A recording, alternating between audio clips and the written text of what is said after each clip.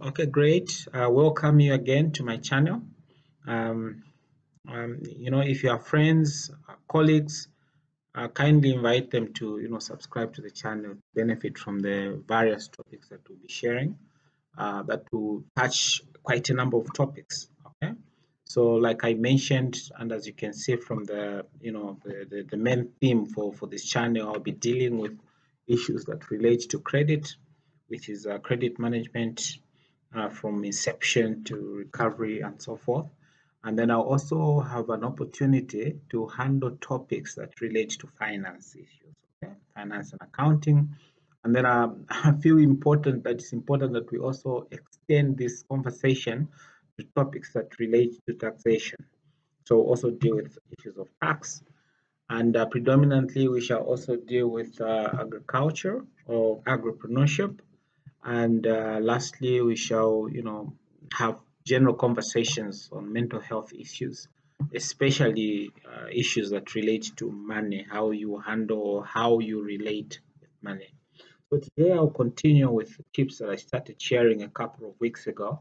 I was talking about chasing payments. And in that session, the first session that I held, I basically said that I have 5 critical topics or imperatives that I'll share with you on chasing payments.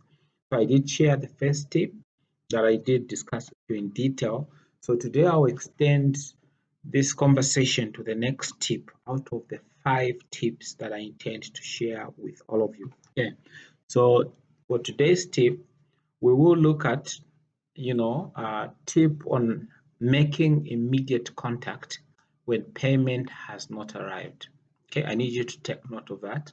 Making immediate contact when payment has not arrived. Okay, why it's important for you to do that. And remember what we said, credit is based on a principle of trust. Okay, so you have goods, you provide a service, and you get this promise that whoever you have provided those goods and services is going to pay you as agreed in the contract or in the order. And with that promise, what you do is that you have specific dates or timelines when payment is supposed to come through to the bank or to the company. Okay?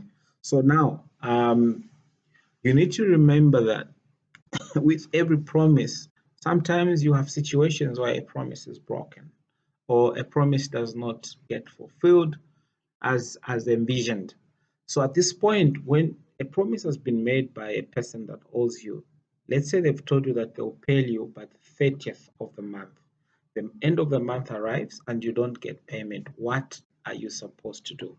So with this tip, what we are saying is that you immediately need to get in touch with your customer when the payment does not arrive as expected. Okay? So if they told you they're going to pay on the 30th, it's the 1st of the month or it's the 31st of the month, and you check your bank, money is not sitting on your bank account, you immediately need to get in touch with your customer. Why is that important? I think it's very important that you do that. Why?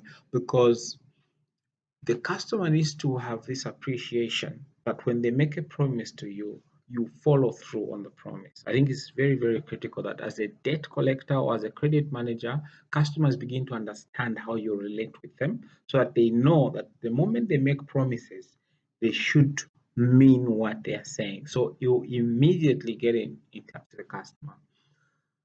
Sometimes maybe they have purely overlooked the promise, or maybe they are overrun by other issues. So you need to find out what's going on. You promised us, but the payment hasn't arrived. So what's going on? And in doing that, some of the things that I expect you to do is you need to be quite assertive, in terms of your expectation. So you should know your rights. You should know the rights of the person that has borrowed, and you should outline expectations in a way that is assertive. So stick to the facts, no stories, stick to the facts. Remind the client you promised that you're going to pay on this date. The date has arrived and we haven't received the payment. Okay, so that is very important. And the other issue that is critical in terms of why you should make immediate contact is it's important that as you are conversing with the customer, that you also make consequences known to the customer for non-payment, and making sure that you follow up or follow through until expectations are met or until there's a realization of those consequences. So there should be consequences for non-payment. There should be consequences for breaking the promise. So I'm not propagating aggression. I'm just saying that there's need for you to bring it out to the person that is owing, that there's need for them to respect promise, and that for failure to respect the promise, there will be consequences. And those consequences are even outlined in some contracts. What are some of the consequences? You can say, for instance, I remember in my experience as a credit manager, that whenever I would get a promise from a client that they will pay me on a certain date and the date comes through, no payment, I had options. One of the options is that I'll go in the system and freeze the account or put the account on hold. Okay. Why am I doing that? I'm basically communicating to the client to say you've broken the promise, and for breaking this promise, we are not in a position to keep servicing your orders or your requests. So there's a freeze on that particular account.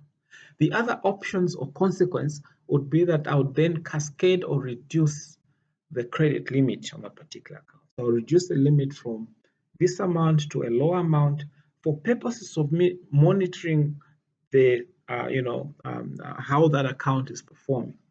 Okay, and other consequence would be a complete a complete closure of the account, um, or just basically put the account on red alert. So it's important that you do that. So today I'll end here, and my tip is just that you immediately need to make contact when payment has not arrived, and you need to be quite assertive about what you expect or when you expect it, and make consequences known and clear to the person that owes you, and follow up to make sure that those promises and the consequences are realized or made. Thank you very much for joining the channel. I encourage you to again log in soon so that we can proceed to share the third, the fourth, and the fifth tip on effective chasing of payments. Thank you, and have a fantastic week.